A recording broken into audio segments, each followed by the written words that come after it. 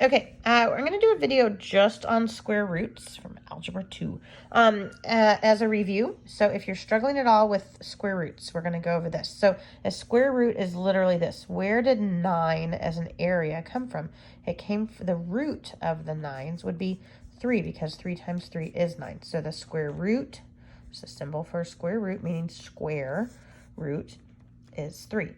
Okay, and a square root could actually be, we could have a square, and the area of that square could be 3.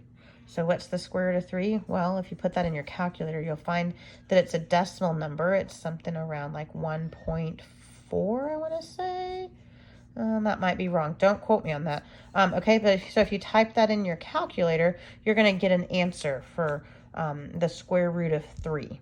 Okay, and that's where this idea comes from, and that you can have a square root of anything. So the square root of 3, unless you're asked to leave it as put it as a decimal number, you would leave it as a whole number, because that would be or as like this way, as a whole number with a square root. So if we come to something like the square root of 12, then we need to split that out. So the square root of 12, we could go back to its factors, just like these, and that would be 2 times 2 times 3. And this, the square root of 4, is an actual, so anytime there's 2 of something, just like there's 2 sides on the square, anytime there's 2 of something, that becomes that actual number. So in this case, we have a 2, and then what's left is the square root of 3. Okay, and so that's what I was trying to tell you on class at one point. The easier way to do that might just be to look at these and then just go with the square root of 4.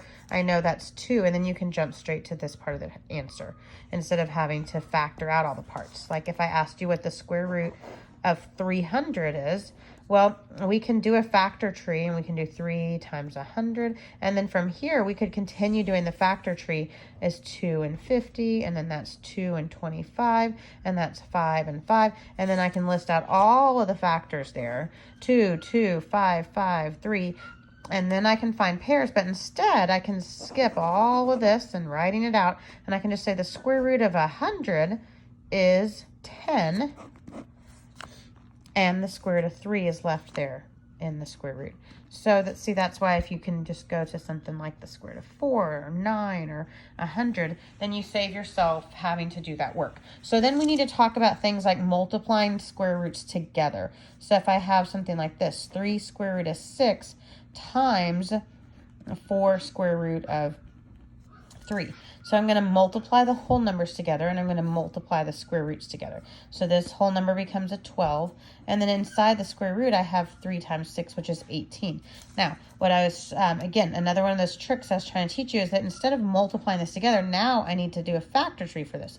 2 times 9, and the square root of 9 is 3, so that's going to come out as a 3. So I'll have 12 times 3, and then the square root of 2 left. So my answer then is 36 square root of 2. All right, so this works great. And you could also have left these as the factors here. And so we could have just said the whole numbers. 3 times 4 is 12. And then the square root of 6 times 3, instead of multiplying it to be the 18. And then we know this is 2 and 3, so the pair of 3's comes out. So in this case, it's not a huge difference. You could do it either way. You can multiply it together. You know 6 times 3 is 18, and you know that's 2 and 9, which becomes a 3, or you can do it this way. But if the numbers were really large, or there were a lot of numbers being multiplied together, then it would be an easier way to do that problem. Like if we had something like 2 square root of 3 times 4 square root of 5 times 6 square root of 15. Okay, now whole numbers multiplied together. 2 times 4 is 8, times 6 would be 48. Now, do you want to multiply 3 times 5 times 15? Anybody? I don't hear any answers. Oh, wait, that's because I'm on a video. Okay, 3 times 5, but you still see the idea. We don't want to multiply that a lot. And then we know this is 3 and 5. So I have a pair of 3's, which will move that out here, and a pair of 5's, which will move that out here, okay? So that means this whole thing will go away, and I'll have 5 times 3 times 48.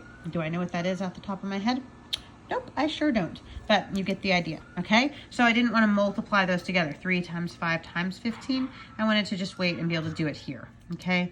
By just factoring and using the factor. Since we have to go to factors anyway, why go to a big number first, okay? That's the idea that we're trying to get to, okay? So then with square roots, the new topic introduced, I am not going to do on this video because I don't want it to get any longer. So I will talk about that in a minute.